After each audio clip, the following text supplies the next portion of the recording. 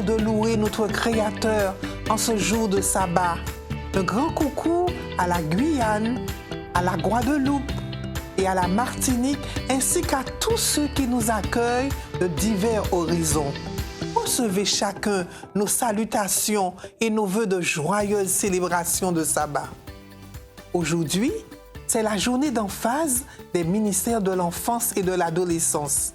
Elle a pour objectif de sensibiliser l'Église sur la prise en charge des enfants et des adolescents. Avant de développer le sujet du jour, voici quelques informations relatives au ministère de l'enfance et de l'adolescence. Le ministère des enfants a été institué département lors de l'Assemblée de la Conférence générale qui s'est déroulée en juillet 1995 à Utrecht. Le 21 mai 2014, lors de son comité exécutif, la division interaméricaine a voté d'inclure les adolescents à ce ministère. Depuis, il est appelé au sein de cette division le ministère de l'enfance et de l'adolescence. Les objectifs du ministère des enfants et des adolescents est d'aider les enfants et les adolescents à prendre conscience de leurs valeurs et d'avoir le sentiment qu'ils font partie du ministère de l'Église. D'éveiller l'attention de la congrégation concernant les enfants et les adolescents non adventistes. Former les jeunes et les adultes pour qu'ils travaillent efficacement avec les enfants et les adolescents. Sensibiliser l'Église sur les besoins et le potentiel du ministère des enfants et des adolescents. Aider les adultes à s'intéresser aux enfants et aux adolescents de l'Église, de la communauté et du monde. Développer et promouvoir le matériel basé sur la Bible qui servirait à enseigner les enfants et les adolescents de la naissance jusqu'à l'adolescence. Venons à notre sujet du jour, dont le thème est « Veiller à ce qui ne tombe pas ». Prions ensemble. Seigneur, alors que tu veux nous instruire, tu veux nous interpeller en cette journée spéciale réservée au ministère de l'enfance et de l'adolescence, nous voulons, Seigneur, en tant que membres, apprendre de toi, afin que nos enfants, nos jeunes, ne soient nullement laissés au bord de la route, mais que nous puissions avoir ce désir de les accompagner. Merci de nous aider à veiller sur eux, afin qu'ils ne tombent pas. Nous te remercions dans le nom de Jésus. Amen. Au fait, vous est-il arrivé de tomber, de faire une chute légère ou lourde? Les conséquences ne sont certainement pas les mêmes, qu'elles soient lourdes ou légères. Elles peuvent être une simple égratignure, une plaie, ou alors nous pouvons avoir un membre cassé, ou au pire, la mort peut être au rendez-vous. Quelques faits divers de chute aux Antilles et Guyane française. Le 16 novembre 2009, un Guyanais fait une chute tragique d'un arbre. Le 17 juillet 2017, au saut de la Lézarde en Guadeloupe, un homme de 62 ans fait une chute mortelle. En juin 2019, Marie-André Marcias fait une chute sur le trottoir lui permettant d'accéder à son lieu de travail. Si tomber fait partie du processus dans l'apprentissage de la marche d'un enfant, cela peut lui être très fatal dans certains cas. Peut-il arriver que nos enfants tombent tandis que nous leur assurons une vigilance accrue, qu'ils évoluent dans une ambiance chaleureuse et fraternelle où les paramètres sont pris en compte à la fois pour leur épanouissement et pour leur sécurité? Voilà l'atmosphère habituelle qui régnait dans le cercle des chrétiens, des premiers chrétiens. Lisons dans le livre des Actes 2, les versets 46 et 47. Acte 2, les versets 46 et 47. Ils étaient chaque jour tous assidus au temple Ils rompaient le pain dans les maisons. Ils prenaient leur nourriture avec joie et simplicité, louant Dieu et trouvant grâce auprès de tout le peuple. Et le Seigneur ajoutait chaque jour à l'Église ceux qui étaient sauvés. Cette histoire, bien que brève, émet un message enviable d'une belle expérience spirituelle. Un esprit de fraternité, de camaraderie, d'adoration et de simplicité. Et certainement, c'était cette ambiance qui attirait ceux qui s'ajoutaient à l'Église, compte tenu non seulement du temps qui passait, mais aussi de la présence et du besoin qu'ils avaient. Mais ont-ils tenu compte de la présence de ce jeune? Lisons Acte 20, le verset 7. Le premier jour de la semaine, nous étions réunis pour rompre le pain. Paul, qui devrait partir le lendemain, s'entretenait avec les disciples et il prolongea son discours jusqu'à minuit. Il y avait beaucoup de lampes dans la chambre haute où nous étions assemblés. Or, un jeune homme, Eutychus, qui était assis sur la fenêtre, s'endormit, mais profondément, pendant le long discours de Paul, entraîné par le sommeil. Il tomba du 3e étage et il fut relevé mort. Mais Paul, étant descendu, se pencha sur lui et le prit dans ses bras en disant « Ne vous troublez pas, car son âme est en lui. » Quand il fut remonté, il rompit le pain et mangea. Et il parla longtemps encore jusqu'au jour. Après quoi, il partit. Le jeune homme fut ramené vivant et ce fut un sujet de grande consolation. Très belle ambiance fraternelle autour de la parole de Dieu, n'est-ce pas? Pour les 2 passages à Troas, cela n'arrive pas tous les jours qu'un homme avec autant de connaissances bibliques et d'expériences personnelles soit de passage. Quoi de plus normal de profiter au maximum de sa présence, qui plus est dans une ambiance de partage. Même si ce moment semblait d'une grande richesse, il y avait un hic, il y avait un manquement. Pas de prise en compte du jeune qui était présent. Cette histoire suscite plusieurs questions, telles que qu'est-ce qui nous captive en tant qu'adultes le plus? Qu'est-ce qui occupe notre temps au point d'omettre la prise en compte des enfants, des adolescents et des jeunes? Quelle place occupent les enfants, les jeunes et les adolescents dans l'échelle de notre vie? Savons-nous les accueillir? Leur disons-nous des paroles valorisantes? Pensons-nous à adapter nos rencontres à leurs besoins? Leurs contenus sont-ils accessibles, faciles à comprendre? Les rencontres tiennent-elles compte du contexte dans lequel ils évoluent? Pensons-nous à les intégrer dans les différents programmes? Pensons-nous à les accompagner pour qu'ils développent la prise d'initiative? Prions-nous avec eux et pour eux? Leur offrons-nous un enseignement biblique de haute qualité adapté à leur âge? Avons-nous le souci de préparer la relève de l'Église, de la société, une génération qui aime Jésus et sa mission, se préparant à l'accueillir? Chère Église, faillir à notre devoir et responsabilité envers les enfants, les adolescents et les jeunes, c'est les mépriser. Accueillons favorablement le conseil que le Seigneur nous dit et qui se lit dans Matthieu 18, le verset 10. Gardez-vous de mépriser un seul de ces petits, car je vous le dis que les anges dans les cieux voient continuellement la face de mon Père qui est dans les cieux.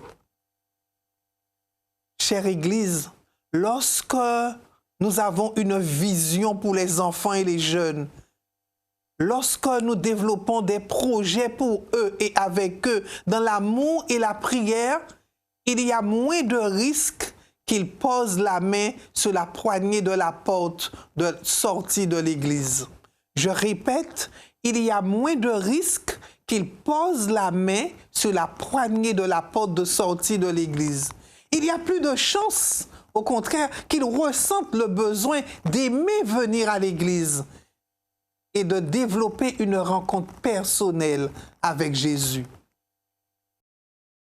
L'auteur nous dit qu'une fois, il a été témoin d'une dispute entre un responsable d'église et une mère. Le responsable était contrarié parce que les enfants de sœur F ne venaient pas à l'église et passaient leur temps à discuter sous un arbre. Ils ne voulaient pas entrer dans l'église. La mère argumentait que c'était mieux qu'ils soient là plutôt que de rester à la maison et de faire de mauvaises actions. Le responsable, lui, fit des reproches en disant qu'elle ne savait pas comment exercer son autorité sur ses enfants, tandis que la mère répondait que les programmes étaient trop ennuyeux et que c'était pour cela que ses enfants n'aimaient pas y aller. La discussion était dans une impasse, car aucun d'eux n'avait proposé une solution bénéfique pour les enfants. Cet incident vous semble-t-il familier? Vos enfants ou élèves éprouvent-ils de la joie à aller à l'église? Si la réponse est négative, les parties concernées se sont-elles assises autour d'une table afin de considérer pourquoi de nombreux enfants et adolescents ne veulent pas aller à l'église? Nous les adultes, nous ne sommes pas exempts d'erreurs. Il nous arrive de blesser un enfant, un adolescent, un jeune par notre regard, nos paroles dévalorisantes, nos choix, par exemple, notre exemple. Que l'humilité de Jésus habite nos cœurs afin de leur présenter des excuses. Cette démarche sera un marqueur positif dans leur vie qui les évitera de se tenir au bord de la fenêtre et de faire une chute mortelle. Aimons nos enfants, intéressons-nous à eux et quand ils sont en danger, ramenons-les avec douceur. Lisons ce conseil qui se lit dans 1 Timothée 4, le verset 16. 1 Timothée 4, le verset 16. Veille sur toi-même et sur ton enseignement. Persévère dans ces choses, car en agissant ainsi, tu te sauveras toi-même et tu sauveras ceux qui t'écoutent. Waouh! Quelle leçon de salut! En veillant sur un enfant, en prenant soin de lui, nous sommes en train de le sauver. Nous sommes en train de contribuer à son salut et au nôtre également. Revenons à l'histoire de Tichus. Le récit commence par une scène agréable et normale, où l'ambiance est à l'attention et au désir d'apprendre. Il semble que tout le monde est heureux de la compagnie de l'apôtre Paul et voulait l'écouter le plus longtemps que possible. Il y avait dans ce lieu un jeune garçon, peut-être désireux d'être comme eux, d'apprendre aussi comme eux. Mais au fil des heures de la nuit, l'épuisement l'a envahi jusqu'à ce qu'il s'endorme et s'écroule soudainement sur le sol et meurt. Eutychus était là, tout comme beaucoup de garçons ici. Eutychus était là et a tenu compte de sa présence. Il est peut-être mon fils, il est peut-être ton fils. Comme Eutychus, peut-être qu'aussi ils ont le désir d'apprendre, mais ils ne comprennent pas notre message. Ils ne comprennent pas l'organisation du programme et cela les ennuie et les fatigue. Il y a des enfants qui préfèrent, comme Eutychus, se mettre dans un endroit qui n'est pas le plus approprié, mais qui est le bon endroit pour se dérober sans que personne ne les remarque. Il y a des enfants qui sont également assis à la fenêtre. Ils ne sont pas complètement à l'extérieur, mais ils ne sont pas non plus complètement à l'intérieur. Que fait un adolescent quand ses parents l'appellent au culte de famille? Est-ce qu'il y va de bon cœur, de bonne volonté, ou bien est-il apathique et même agacé? Chère Église, rappelons-nous que les enfants et les adolescents font partie du même corps que nous. Prenons-nous en compte leurs besoins et les méthodes d'apprentissage qui leur sont adaptées.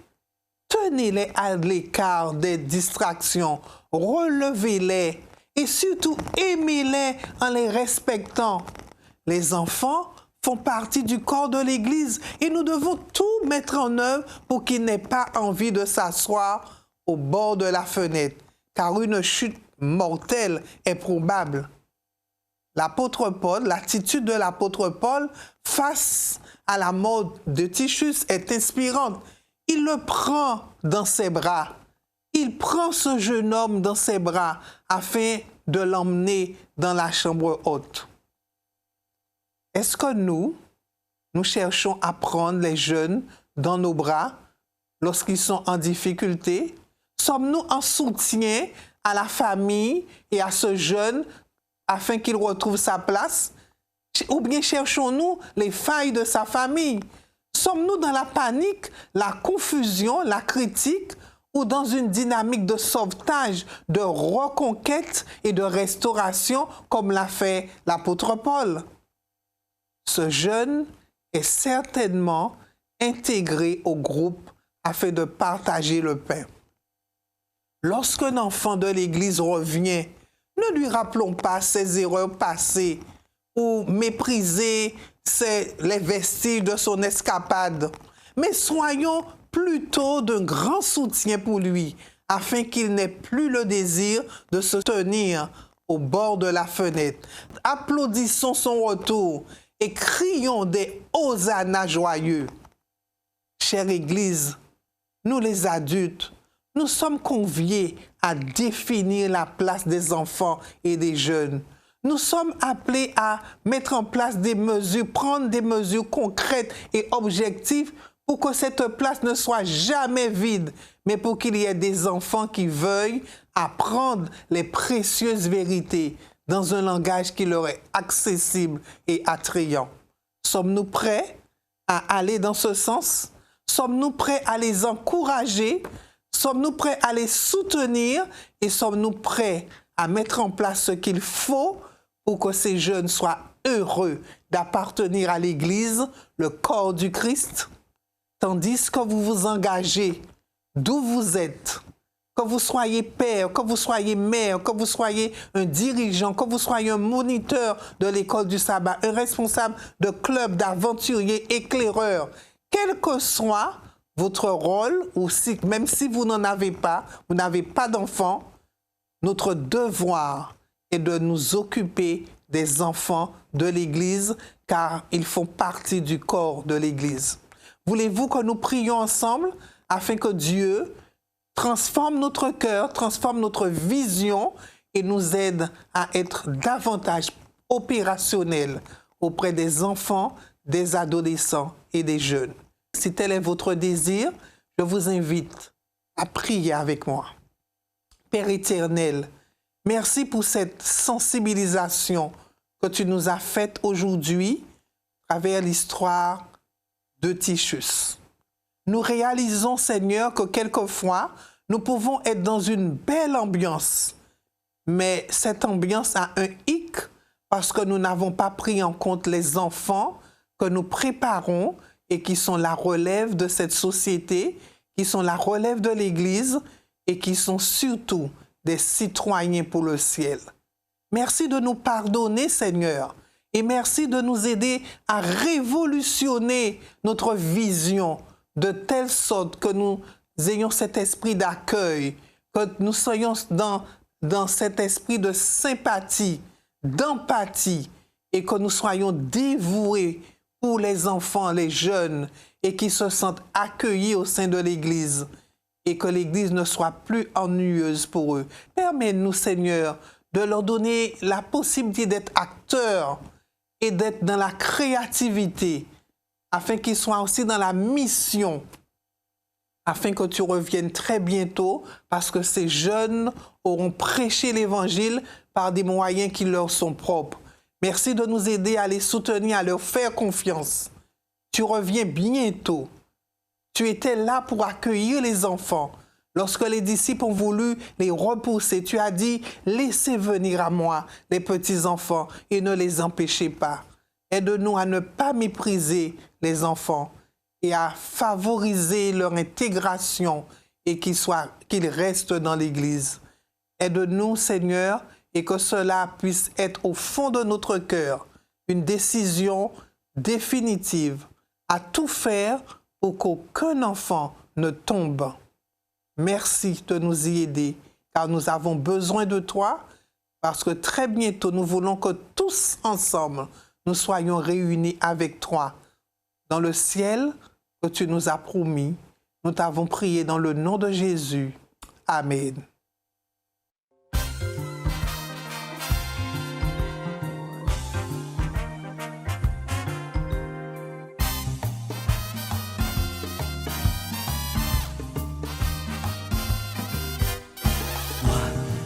Dans la joie, quand on me dit allons, allons à la maison de l'Éternel. Moi, je suis dans la joie quand on me dit allons, allons à la maison de l'Éternel. Là sont réunis mes frères et mes amis, tous les gens que j'aime, ceux qui me comprennent. C'est ici que je suis bien, c'est ici que je suis bien.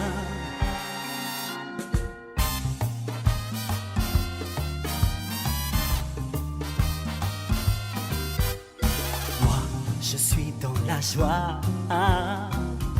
Quand on me dit allons à la maison de l'Éternel, moi je suis dans la joie. Quand on me dit allons à la maison de l'Éternel, là sont réunis mes frères, mes amis, tous les gens que j'aime, ceux qui me comprennent. C'est ici que je suis bien, c'est ici que je suis bien.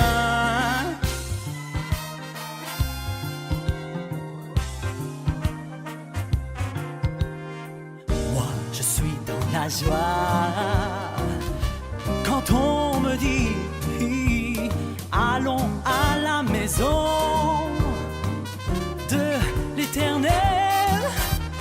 Moi, je suis dans la joie quand on me dit allons à la maison